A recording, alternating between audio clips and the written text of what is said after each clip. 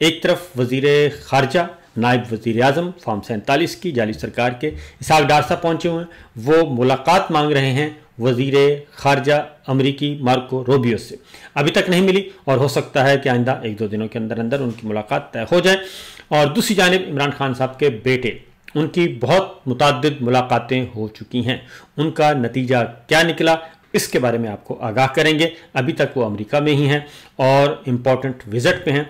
तो पहले ज़रा मौजू की तरफ आते हैं। इस्लामाबाद और रावलपिंडी में इस वक्त क्या हो रहा है, क्योंकि इमरान खान साहब से आज मुलाकातों का दिन है और 100% यकीन है कि आज भी मुलाकात उनकी नहीं करवाई जाएगी। उनको कैद तन्हाई में रखा हुआ है, उन पे तशद्दुद किया जा रहा है, मेंटल टॉर्चर किया जा रहा है बदतरीन किस्म का। और उन्होंने वाज़े तौर पर कहा है कि जबर फिस्तायत का आलम, उन्होंने ये कहा है कि मुझे वज़ू के लिए जो पानी दिया जाता है वो भी गंदा होता है और उसमें मिट्टी मिली होती है और इसलिए उससे इंसान वज़ू भी नहीं कर सकता। दूसरी जानिब उन्होंने कहा कि पाकिस्तान की तारीख में कभी किसी सियासी शख्सियत के साथ ऐसा सलूक नहीं किया गया जैसा बदतरीन सलूक मेरे साथ किया जा रहा है। नवाज शरीफ ने अरबों रुपए की करप्शन की, मगर उसे हर सहूलत के साथ जेल में रखा गया।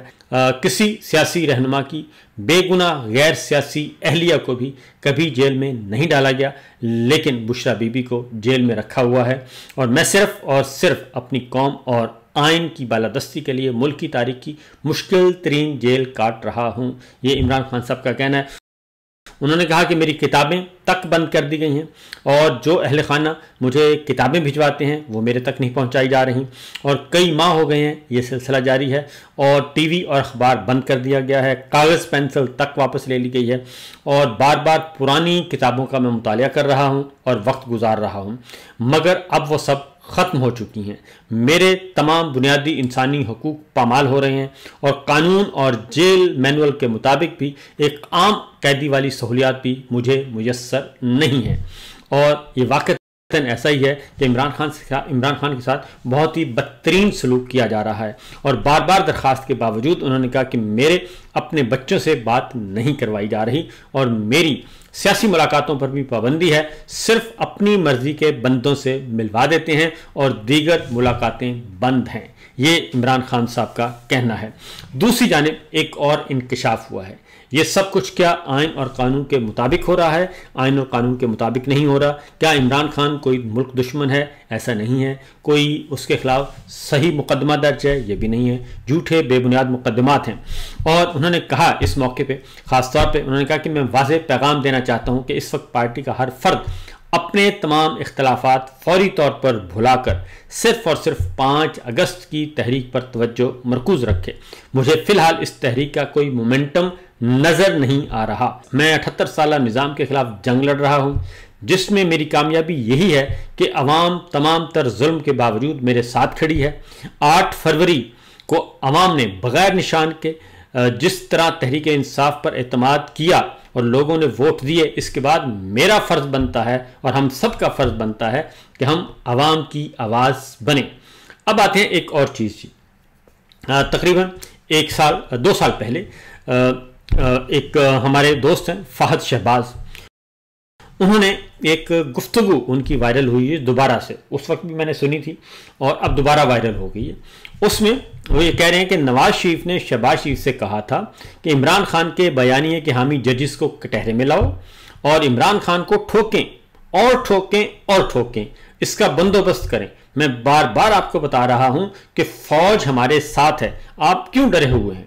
और नून लीग के इजलास की ये अंदरूनी कहानी थी और उसमें नवाज शरीफ साहब ने शहबाज शरीफ साहब से ये बात कही थी और उसकी आज तक तरदीद नहीं आई, तो वो वायरल हो गया दोबारा से और वो मैंने भी सुना है और उस वक्त भी मैंने सुना था। तो उसमें हकीकत यही है कि ये जो लंदन प्लान कहा जाता है ना, लंदन प्लान, वो लंदन प्लान यही था कि जनाब हम आपको लेके आएंगे, आप हमें लेकर आएंगे और हम आपको आगे बढ़ावा देंगे, आपने हमें आगे बढ़ावा देना है। ये लंदन प्लान था और आर्मी चीफ की जो अपॉइंटमेंट का फैसला वो लंदन में हुआ था और फिर इसके कई पार्ट हैं और उसके बाद फिर जब काजी फाइज ईसा चीफ जस्टिस बन गए तो फिर उसके बाद खेल शुरू हुआ और फिर ट्राइका बन गया और उसमें चीफ इलेक्शन कमिश्नर भी शामिल हो गए और ये खेल इस तरीके से खेला गया। और इसकी आज तक तरदीद नहीं हुई। तो लिहाजा ये सब कुछ हो रहा है। अब आते हैं ज़रा इस सारी सूरत हाल पे हो क्या रहा है। हो ये रहा है कि 9 मई का फैसला जो है वो जारी कर दिया गया है और मीडिया तक भी पहुंच गया है। और 9 मई का फैसला जो लिखा हुआ है, जज साहब ने लिखा है, मेरा ख्याल है कि वो इंतहाई शर्मनाक फैसला है और गैर कानूनी, गैर आइनी और बगैर किसी गवाही के, बगैर किसी एविडेंस के, बगैर किसी सबूत के आपने पाकिस्तान की सियासी रहनुमाओं को, कारकुनों को आपने अन्यवाह जो है वो जेल में डाल दिया और उनको 10-10 साल सज़ा सुना दी और मजमूई तौर पर 37 साल भी सज़ा सुनाई गई है। 10 साल तो एक एक जुर्म में और मजीद मल्टीप्लाई करके फलां जुर्म में इतनी, फलां जुर्म में इतनी, फलां जुर्म में इतनी, और इस तरीके से 37 साल सज़ा सुना दी गई। और ये हुक्म हाकम था। ये जज साहब जो हैं उन्होंने, बेचारों ने क्या किया, उनको तो पता भी नहीं होना कि इतना बड़ा फैसला जो 42-45 सफ़े लिखे हैं उसमें है क्या। उनसे सिर्फ दस्तखत और उन्हें सिर्फ अपनी सीट चाहिए। तो बहरहाल उन्होंने ये काम किया। अब ज़रा चीज़ें सामने आ रही हैं और आहिस्ता आहिस्ता, और उसमें इस पूरे मुकदमे में कोई सीसीटीवी फुटेज नहीं मांगी गई, कोई सीडीआर, कोई लोकेशन, कोई डाटा और कोई ऑडियो, इस तरह का कोई सबूत जो है वो पेश नहीं किया गया। और तो और यानी कि वहां अगर कोई सिर्फ फोन, टेलीफोन लाइनें चेक की, वो टेलीफोन के कि कौन कौन उधर था, उन सबको मिलाया और ये जनाब बुनियादी तौर पे कोई गुजर रहा था, कोई बात कर रहा था, कोई खाना खा रहा था, कोई कुछ कर रहा था, उन सबको ये है उनके मामलात। और जो ज़मान पार्क के मेन गेट और इमरान खान के रिहायशी कमरे में 300 मीटर का फासला है और ये डंडे 30 दिन बाद ग्रीन बेल्ट से मिले, ये शेख वकार सकून साहब ने सवाल उठाया है। ये हैं गवाहान। और इसके साथ साथ इमरान खान साहब पहले दिन से कहते रहे, सब कहते रहे, चौधरी एजाज अहसन साहब कहते रहे, सरदार लतीफ़ अली खोसा साहब कहते रहे कि हमें आप आईजी दे दें, आईजी पंजाब, और इससे हमें चंद दिन के हवाले कर, चंद दिन के लिए, चंद घंटों के लिए हवाले कर दें, हम इसको इससे उगलवा लेंगे कि जनाब आए बताएं ज़रा 9 मई कैसे हुआ था। तो सारी बातें सामने आ जाएंगी। तो 9 मई के मामले में अब जिनको सजाएं हुई हैं 9 मई की, पहले ज़रा वो सुन लें कि वो क्या कहते हैं। शाह मोहम्मद कुरैशी साहब ने कहा कि अदालत में कुरान मजीद पर हलफ देने को तैयार था कि 9 मई में मेरा कोई किरदार नहीं है। 9 मई के मुकदमे में रिहाई की खबर सुनकर खुशी हुई, दीगर साथियों की सज़ा का सुनकर दिल बहुत रंजीदा है और जिस तरह मैं बेकसूर हूँ इसी तरह बाकी सब भी बेकसूर हैं। ये है वो असल में जज्बा जो कि होना चाहिए सबका।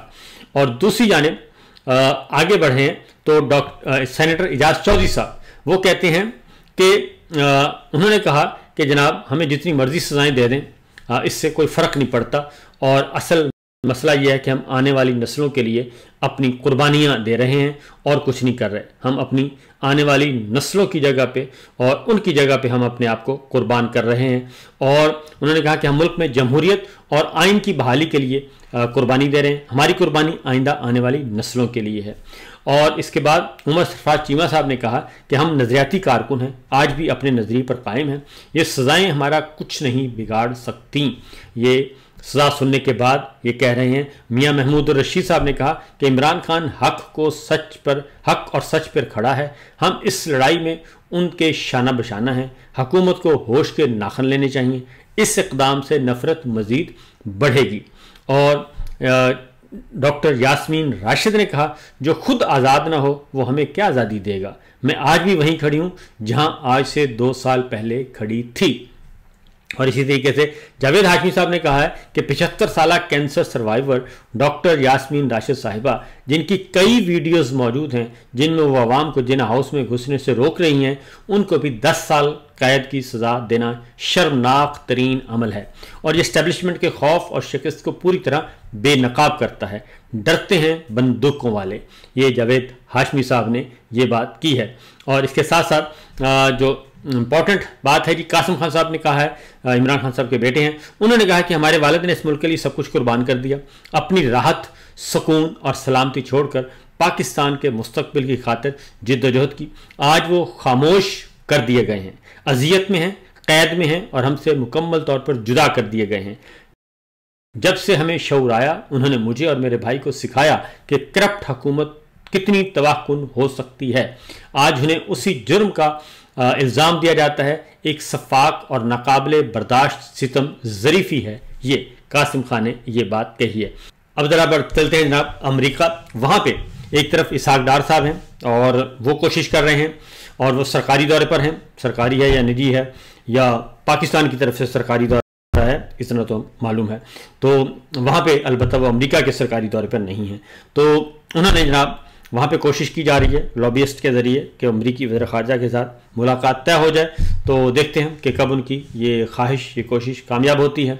और दूसरी जानिब इमरान खान साहब के बेटे हैं कासिम और सुलेमान, उनकी मुलाकातें मुतअद्दिद हो चुकी हैं और जो अब तक उनकी मुलाकातें हुई हैं जी, उनमें पहली मुलाकात उनकी रिचर्ड ग्रैनल से हुई, उसकी मैं तफसीलात आपको बता चुका हूं और उन्होंने बता दिया है कि हम सब इमरान खान साहब की रिहाई चाहते हैं।